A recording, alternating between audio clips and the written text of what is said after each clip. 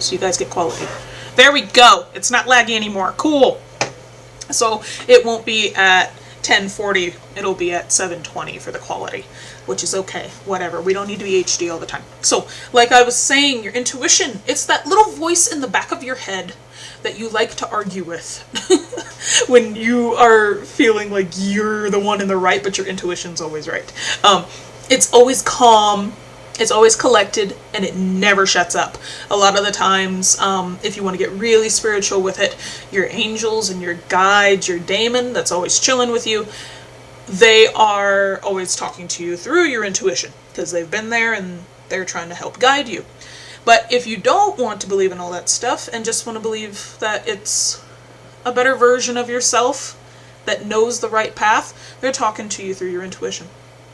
And we live in such a technological driven society.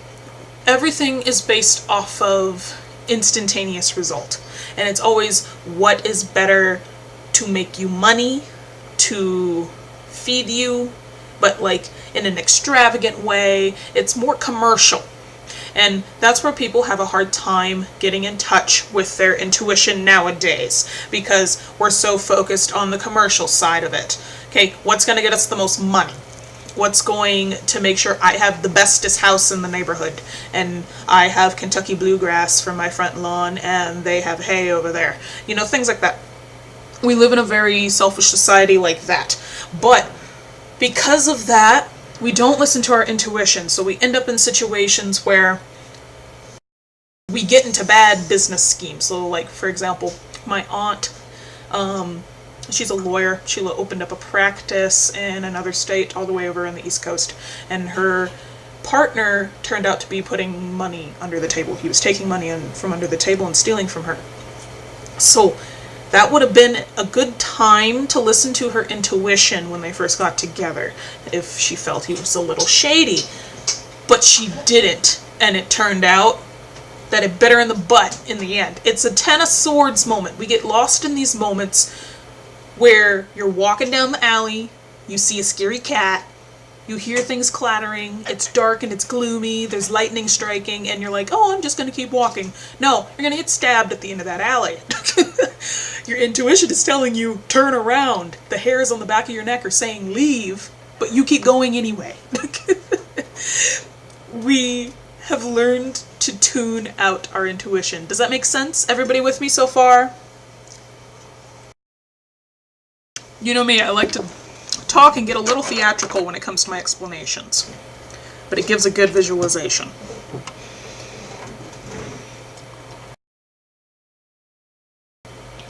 Okay, I'm going to assume everybody knows what I'm talking about, that I'm on the right track. I'm not getting anything. Okay, so when it comes to our intuition and abilities, both magical and psychic, they really lie in our everyday habits and practices, okay?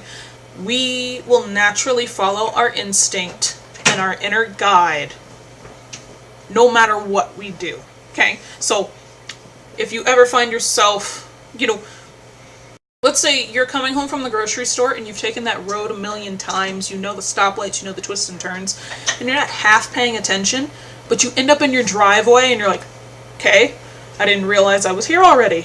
You just go kind of on autopilot.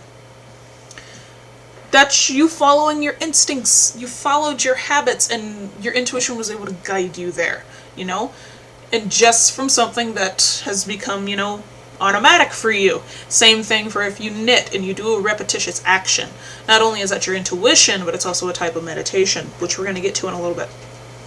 So, put in the comments, how do you personally like to learn? If you were in school and you had to take a test on which ways that you like to learn, do you think you're a visual learner? Are you an auditory learner? Do you like to write things down? How do you best like to learn? And go ahead and put that in the comments. Let me know. I bet I can guess for a lot of people here.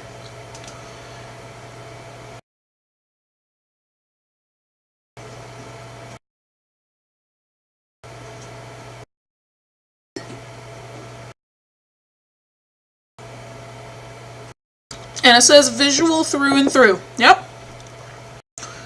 A lot of the times, tarot readers are visual. We like to see an image, which is why we love tarot cards so much. It tells a story in front of our eyes. We can see the meaning ourselves. We can see the symbols, and it helps us figure it out, you know? So, if we pull out a deck, let's pull out Pretty Dreams of Gaia. I've been using it all day. Because I've been doing sessions all day. So, if I were to look at a card, ooh, let's do this one. Let's do Thought, okay? So, I were to look at this card, I can look at the symbols and I can halfway figure out what the hell it's talking about. And from my personal experience, my intuition brings to mind the things I've learned, the things I love, the things I hate, and what I've gone through, okay? So it pops it into my head, and it makes me understand this a little more. So no matter how many times I see this, those masks in the background, let's make sure you get the lighting right. Yeah, those masks that are hanging here are always going to remind me of comedy and tragedy. Always. Always are going to remind me. That's because I'm a theater buff. And I write plays, and I do musicals, and I sing, and I dance, and I'm theatrical. So I'm going to think of those. I'm also going to think of mask work. I did a specific workshop on characterization and mask work, which I'm going to be introducing something with that later on in the next couple months, where literally we would sit down with a blank piece of paper, draw an emotion and how we visualized it, and we'd wear the mask. It's like putting the emotion on and off. It's great exercise for empaths, which, keep an eye out for that. Lisa says, I use all three. Okay, so you're a little bit more versatile, which means for you, your modalities are going to be a little bit more versatile. Catherine says, I like all types. I listen, I feel the vibration. Okay, so you like to engage all of your senses then. Okay, so you like the visualization. You'd probably like shufflemancy. If you haven't heard of shufflemancy, basically you get a musical playlist, hit shuffle a couple of times as you think about a question, and the song that comes up is your answer. And you have to sit down, analyze, and figure out what the song means in order to get the answer to your question. So you'd probably like that. If you're more versatile and you can learn in any way, that just shows that you're a little bit more well-rounded. But a lot of the times if you're a tarot reader, you at least have the visual in there somewhere. You like to look at it at some point. That's an awesome point, ladies. Since you brought that up. Since you like all the types. So, think about what interests you in the world. Like, anytime you pull a card, what springs to mind for you? Okay, if you're a therapist, are you thinking about the different emotions somebody can go through? If you're an athlete, are you looking at the body positions of the people and how much exertion that they're doing? If you're a scientist, are you thinking about, the chemical reactions in the body and how that would influence the scene? Or, if you have water, the makeup of the different waters, how murky it is and how not murky it is. Like, there's so many different... You can come from so many different backgrounds and still listen to your intuition and still get a wonderful answer for a card. Or any kind of card. Tarot, Oracle, all kinds. You can get a wonderful interpretation as long as you pay attention to what you like. So, if you're not sure about how to notice your habits and how to do it, a good thing to start is meditation and practicing mindfulness. I am a bit of a Buddhist. I love the idea of mindfulness. I love the history of Siddhartha Gautama. I love all the tenets for Buddhism. I just love how peaceful it is, and it's just finding inner peace, not looking for peace elsewhere, because it's like you take your own personal power, right? I love that practice. And this is how I came into tarot a little bit. It's like I am looking at the cards and seeing what I can personally do to change my fate, change my destiny, change my life path, whatever you believe it is. So, And it's moldable. You can be mindful no matter what your beliefs are. Okay? So, for example, I actually took a class on this. It was on yoga and positive mindfulness, or something along those lines, where we learned about the history of all it. Where you did food meditation, taking appreciation for what you currently have, eating a grape, first looking at it, noticing the different hues of the color, tasting it, and getting all the sensations in your mouth. Or like Ratatouille, how he was hearing music for the different tastes and then combining them. It's very similar, but with tarot, with combining the different cards. If you take this symbol, if you take an Ankh, and you pair it with a chair, you get the Emperor. Okay? Because you have that royalty factor, and if you don't know what an Ankh is, it's a circle like with a cross. You usually see it on Egyptian pharaohs' crowns. It's a royal symbol, and only royalty would wear it. If you get a chair, what is a chair? A chair is stable. Okay, if you have 3 legs on a chair, it's not stable, you're going to fall over. But if you get the Ankh and the chair, you get the Emperor, which is why the Emperor in the Rider-Waite has an Ankh and a chair. And he's sitting on it, both feet on the ground. They're not at an awkward angle. He's not pigeon-toed. They're stable. Okay? It's little things like that. Yeah, I know. So, little mindfulness things like that, where you notice the tiny little things. So, an easy thing you can do with tarot for mindfulness. Who here has tried meditating with a card before? Any of the ladies in here tried meditating with a card?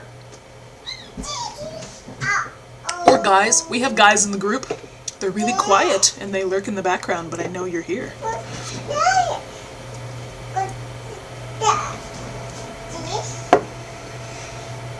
Who's tried meditating with a card before?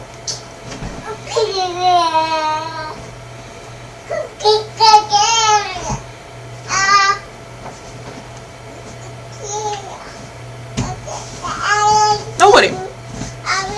That's okay. You don't have to have. Okay? So, when it comes to... It sounds a little weird. It sounds... Okay, Anna says I tried entering a card once. Okay, cool. How did that happen? How did it work for you? Hi, Rhonda. I'm glad you could make it. You know what, for me, when I first started, I didn't know what the fuck meditation was, because everybody was like, you have to have your hands in certain position and Om, and that's about it. And you have to do it for at least 30 minutes, and you have to be in a super uncomfortable position.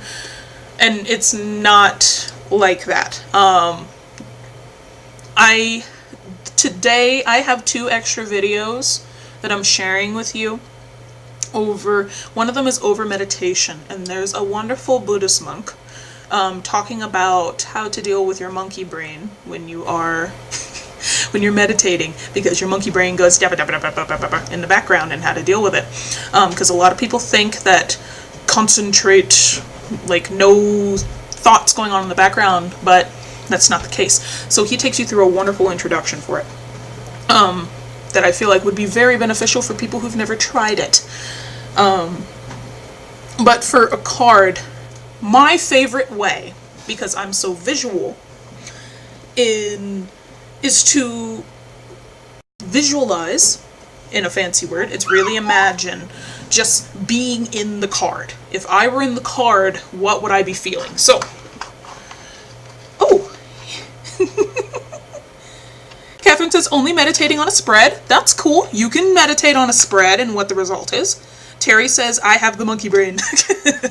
Everybody has a monkey brain, especially when they're trying to sit and quiet and meditate. Everybody's got one. Anna says, it was fun feeling the air, cold and hot, the smells, trying to hear the voice of the character. Very trippy, but fun. Yeah, that's exactly what I'm talking about. So, if I pull a random card, what card should I meditate today? What card should I meditate on today, deck? This deck likes to yell at me for not being more intuitive. Like, what card should I meditate today on, Dreams of Gaia? I give you permission to yell at me. Ah! 3 of fire. So, this guy, if I were to meditate on him, which I will, I promise, I'll hold up my promise and meditate with it. So, for you guys to look at the art. Yeah. It's different than the Three of Wands, where he's on the edge of a cliff and he's getting ready to go somewhere, or he's walking in a direction. This guy has all he has on his back. It's kind of like a fool, and he's just going, but he's at a horizontal position and he's facing you. So for this, because it's fire, and because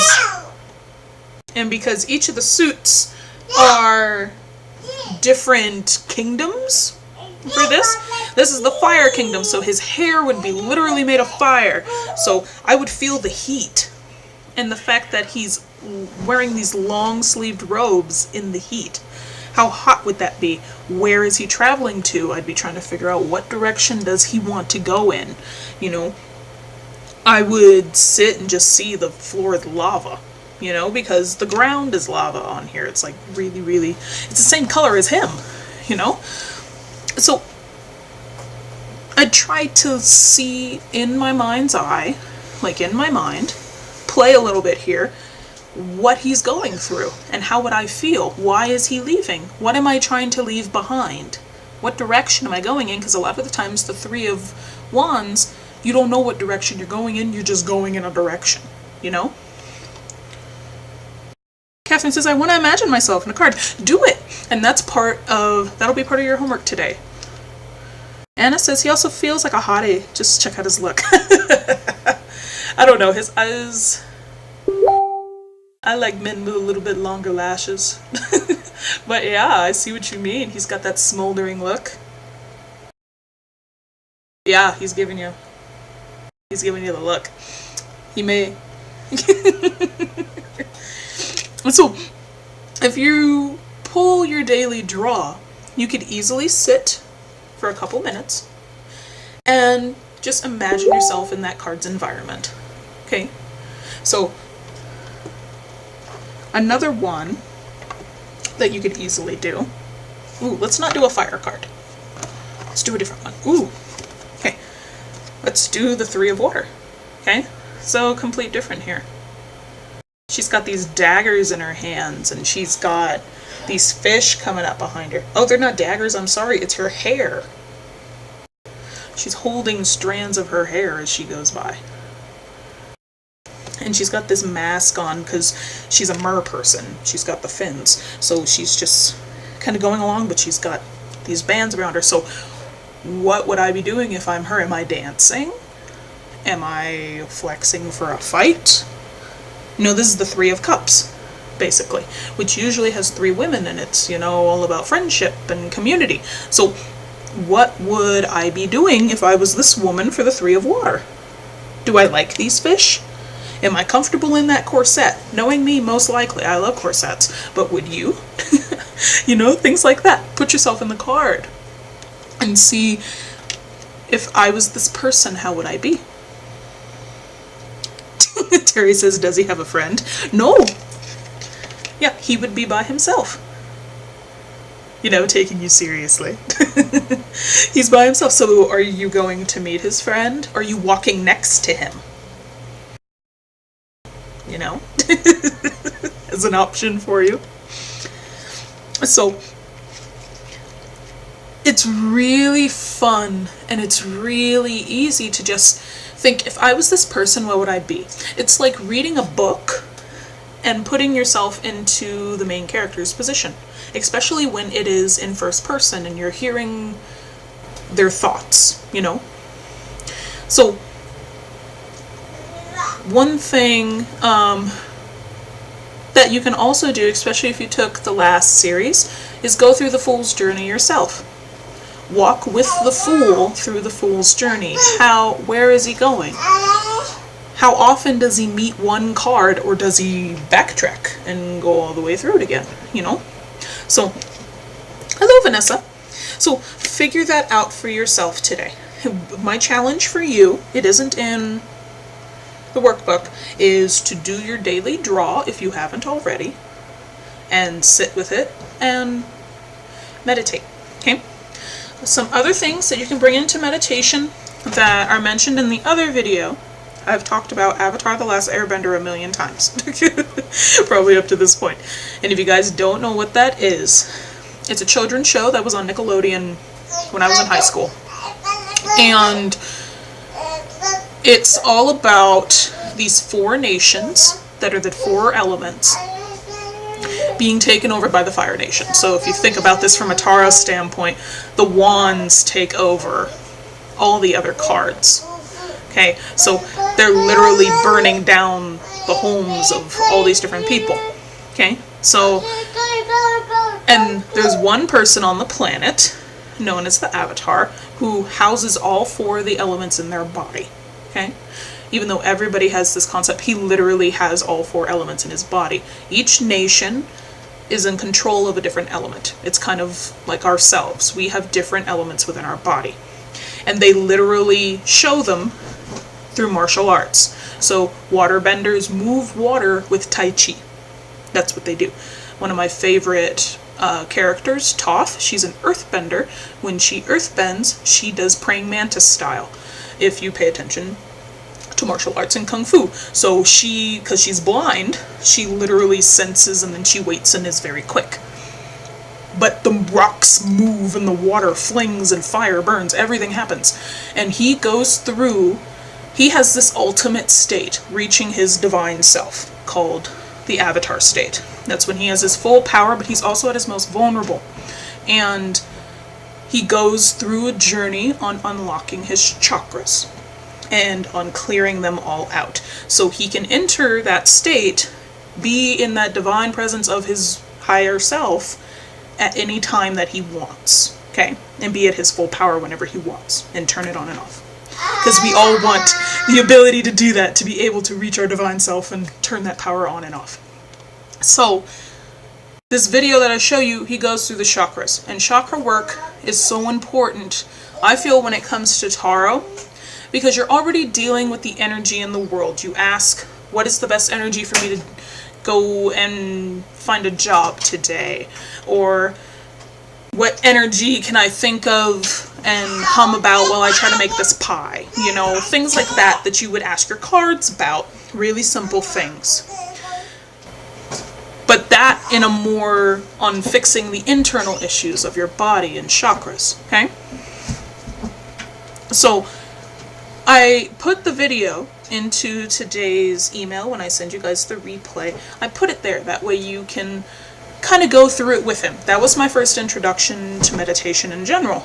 And doing any kind of chakra work was actually following along with what I shared you. And for him, he couldn't finish it. Aang couldn't unlock the crown because he was too attached with what he wanted in life, you know? He's too attached to the people he loves and things like that. For us, it's a little bit on a smaller scale. Him, he's trying to save the world. But for us, it's a little bit smaller scale because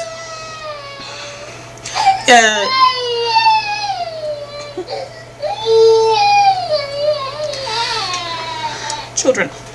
So when it goes through all of the different points, it's something that you can keep in mind when it comes to Taro. You have to find a balance within yourself, within all the elements. Figure out what element is missing. What suit is missing here? If I'm on a major arcana journey, what changes are happening internally to me?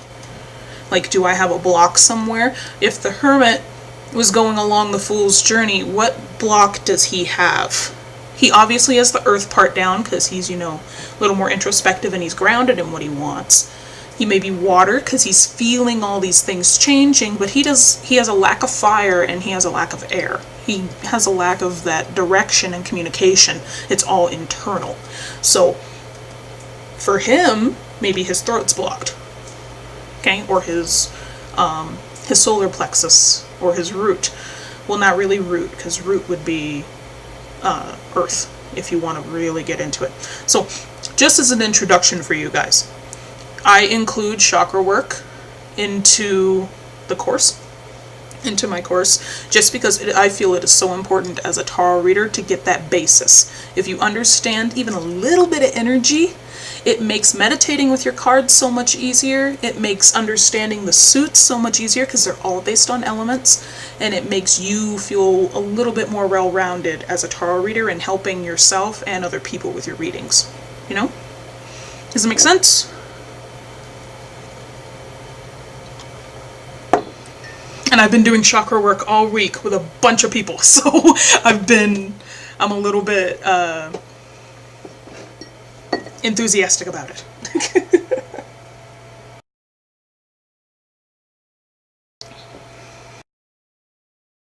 Making sure you guys understand me. Yeah, but you guys are smart. You'll figure it out. And again, if you guys have any questions, I did put today's pinned post up. Very first post when you come into the group, click view pinned post and you'll be able to go ahead and ask me any questions that you have about it there. I have a billion and one things. So, for example, if you need to do, let's say you want to do a mindfulness meditation on the energy around judgment, that card, you know, because that card I know is a personal roadblock for me. I have some issues with that. So, with judgment, I would try to sit down and figure out, okay, what elements does this have? Obviously, it's a little bit of karma. It's a little bit of cause and effect. Whatever actions I've taken, you're going to get the consequences, good or bad now. So, you get the stability of earth and you get the fire. What within my body, as I'm meditating, is going to change a little bit. Okay? So, my third eye will be engaged because intuition is through your third eye, like middle of the forehead. And it's funny, I actually have a scar right here where my third eye is. Obviously, my root will be engaged because of my responsibilities. Okay, I have a responsibility to things, and depending on if I fulfilled those responsibilities or not will affect everything else. So let's say I need to deal with a good effect and change it so it's not as scary looking, then I would realign myself. Okay? So that's a little bit more the advanced side, but to easily do it every day, it just needs a little bit of practice. Okay? To tap into your intuition, it's following along with what interests you. And obviously this interests me. Chakra work and meditation and everything like that. What interests you that you incorporate into your readings? Okay? Do you think of, you can incorporate it in so many different ways. So I just want you guys to explore a little bit. Like, sit down, meditate with a card, and figure out, okay, how can I bring that kind of energy more into my life, Alright. So, does anybody have any questions before we end today? This is a little bit of the introspective day when it comes to tarot. This is a little bit more behind the scenes work. You pull a couple cards, but this is also the background work to being a really, really good reader, is focusing on your intuition. So if you have questions, let them rip. I'm happy to help you out.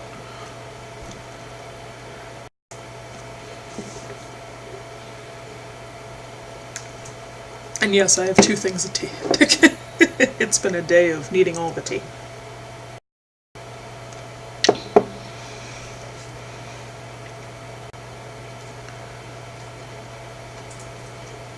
Give me hearts or thumbs up or something to let me know that you guys are good. Or let me know if you have a question.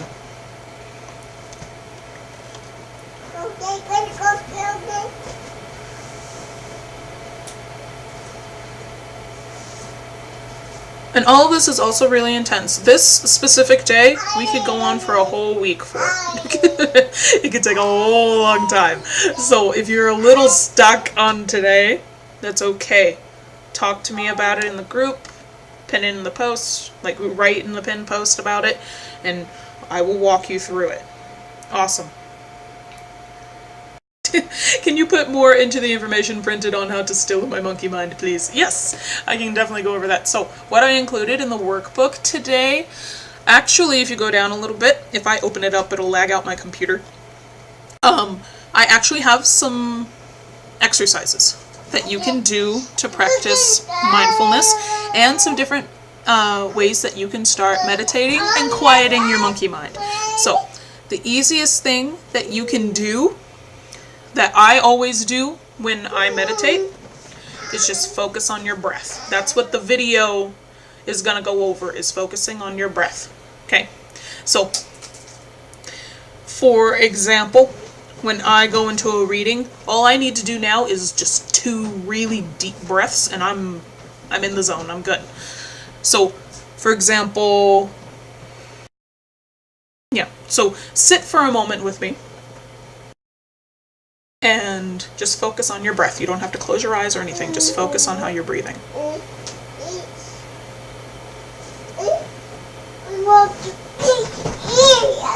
Boom, you're meditating.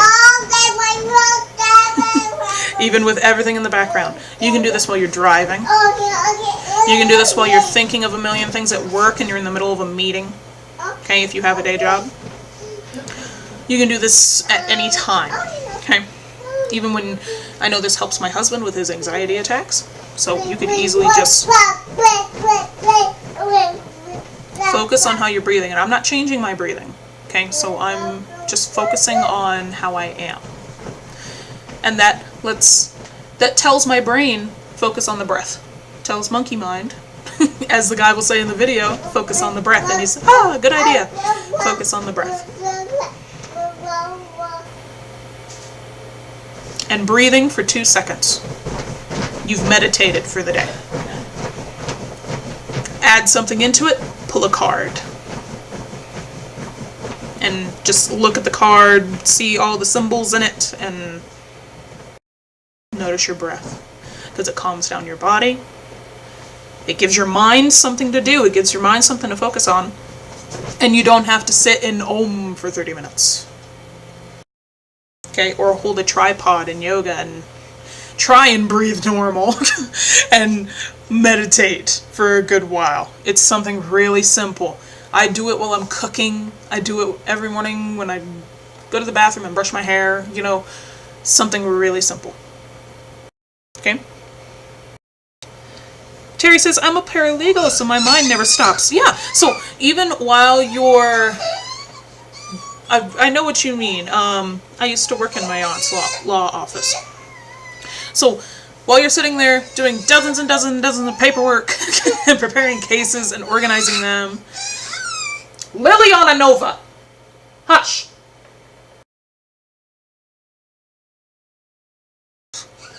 So, while you're doing all of your work in the background, you can just notice your breath for a couple seconds.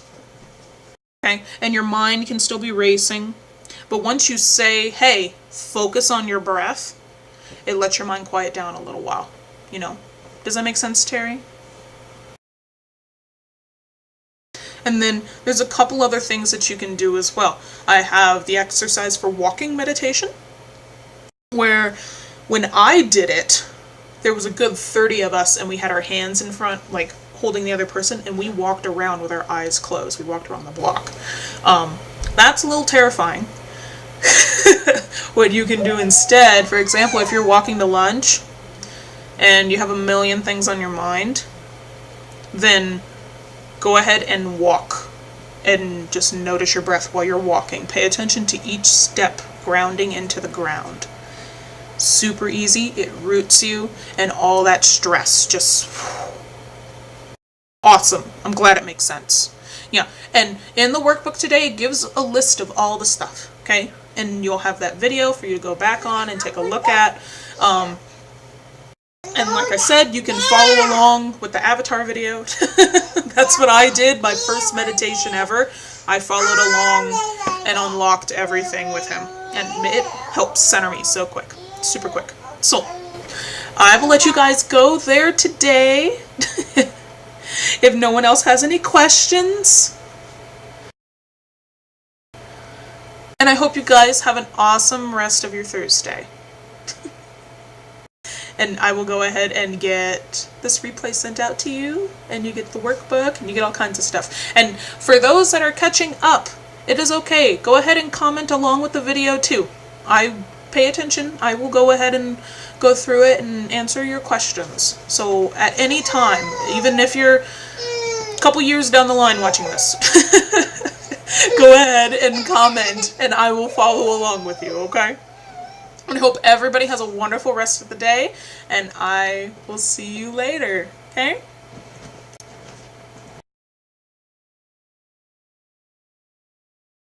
Come on.